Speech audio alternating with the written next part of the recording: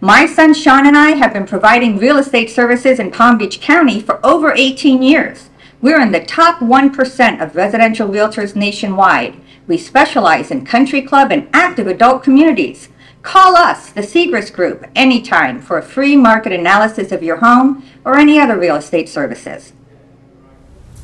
Hi, your CBD store is the largest CBD retailer currently in the U.S. right now with over 500 stores in 43 states. We offer everything from tinctures, topical creams, gummies, pet care, and skin care. We have all USDA organic products, so feel free to stop by, give us a call. If you have any questions or concerns or issues that you're dealing with, we want to help you have a better quality of life. Hi everyone, I'm Roxanne Stein, and I'm here today with three very special guests, Marty and Harriet Ross and Harry Klaff. You're going to hear a lot more about what they're involved in, and I'm telling you, it is a long list. We are here where they live, at the Wycliffe Golf and Country Club. They have been terrifically busy for decades, successfully creating and organizing events, all kinds of events, plus charities that have raised a lot of money to benefit not only this community, but all around Wellington as well. We've got a lot to get to. Marty and Harry created the Wycliffe Stiffs and Stickball Boulevard, thanks to the support of the Village of Wellington. And it's now going into its 21st season. You've probably seen them playing along Pearson Road. Harry is also planning an old-timers game, which should be fun, and Harriet is keeping very busy raising money for charities. So we've got to talk about all of this and get to everybody in just a minute, but we want to start with Marty. So nice to see you and talk about everything that you've done. What made you want to create this league for what you call, not me, geezer jocks? Roxanne, it's a pleasure to be with you and everyone here today. I wear several hats in life, and so I'm going to put on my stickball hat first so I can share the stickball geezer jock story. So 22 years ago, a friend of mine from New York sent me a stickball bat. This is what it looks like. It's an old broom handle with a tapered handle and a pink ball, called the Spalding. And he sent it to me. I showed the people in Wycliffe and the various things we're involved in, and I noticed everyone's faces were smiling, and stories came out of the woodwork, and I said, wow, I'm onto some mystique. And so I saw this vision, and I'm going for it.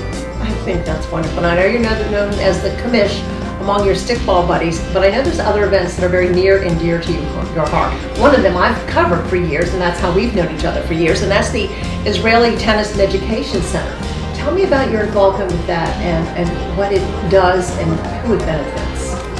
Thank you. The Israel Tennis and Education Centers is a program that started 50 years ago in Israel, and the purpose was to take children of all denominations and bring them together using tennis balls, let me put on my tennis hat, excuse me, but it's one of my other hats that I'm wearing.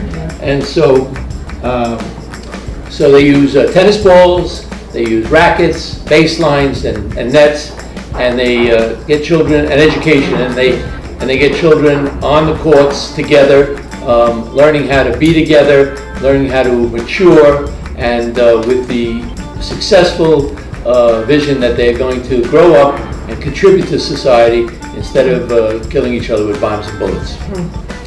That's so wonderful, Marty. And I know that, Harriet, you're involved in all this as well as many other organizations. Tell us a little bit about everything you're involved in, only in 30 seconds. Right, okay. Well, okay, so I'm involved with Marty for the Israel Tennis and Education Centers. We work together. This will be our 6th year. But also I'm the treasurer of Wycliffe Charities Foundation, where we raise money. This year we raised $200,000 and gave it away to Palm Beach County only nonprofits. So they have to give us a grant, and we have a grant committee, and we decide who gets the money. We raise it from a golf tournament, from a raffle, from a shred event, bike walk. Goodness. And everybody is very generous at Wycliffe, and the vendors that the club deals with, and that's where we get most of our money from.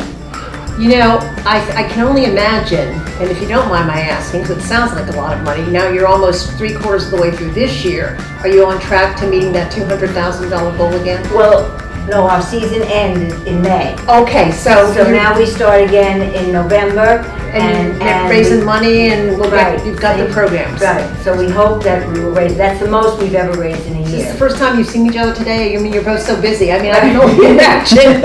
You're pretty busy. Yeah.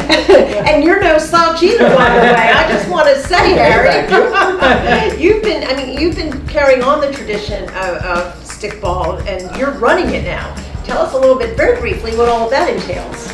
I've been involved in sports my entire life. I've been in the organizational end of hockey leagues, Little League Baseball. In fact, I was the last public relations director of the old Eastern Hockey League. If you ever saw Slapshot, that was the old Eastern Hockey League, and everything you saw in that movie was true.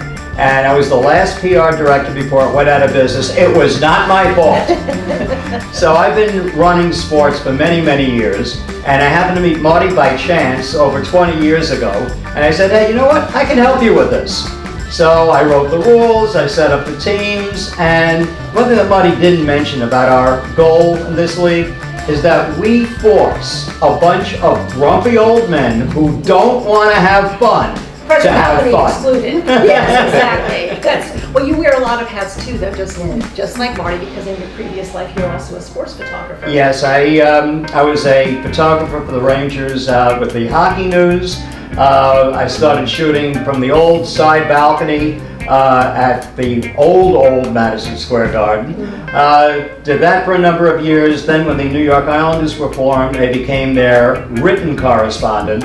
And I also programmed the scoreboard at the Nassau Coliseum for like 27 years. Wow. Well, who was your favorite athlete to photograph? Probably my favorite was the Rangers goalie, Eddie Jackman. Oh, okay. Especially before he put on a mask. Okay, well, they started wearing masks in the early 1970s. Before that, you got great facial expressions, and Eddie was my favorite. Especially they were grumpy.